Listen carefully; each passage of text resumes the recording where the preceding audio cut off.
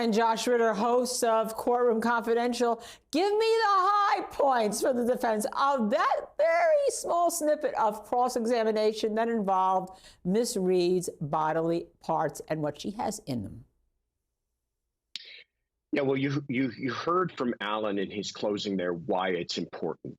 I mean, there's no two ways about it. The defense is asking the jury to believe that the police and all these other folks took part in a massive cover-up and framing of a woman for murder, a murder that they know was committed by someone else. That is a huge ask for a jury, and you have to get their head wrapped around why would someone do that? What would bring someone, a police department, this officer, to the point that they could do that? Well, if they are so dehumanizing of the defendant, if they feel this way in the language that we heard used there, and it's vile language. I don't care if he's talking to his friends in secret and it's kind of gallows humor and locker room talk. It is vile, vile language. And it shows, according to the defense, how they've so dehumanized this person that, yeah, they could actually frame her for something like this. That is how he's connecting the dots and hoping that the jurors do the same thing.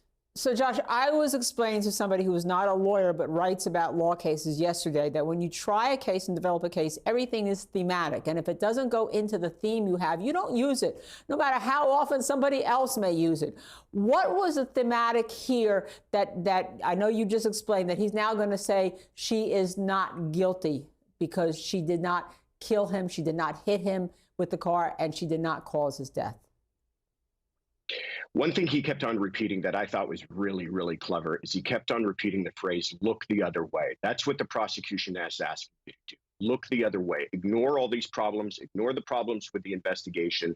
Ignore the problems with the evidence. And specifically to this point, ignore the language used by the lead investigator. This lead investigator felt this way about the person he's investigating. You should ignore all that.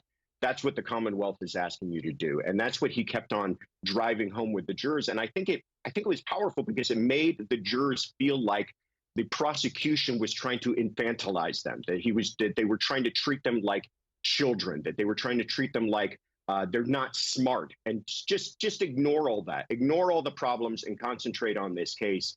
I thought it was a really clever way of wrapping that all up and creating a theme in his closing. Okay, so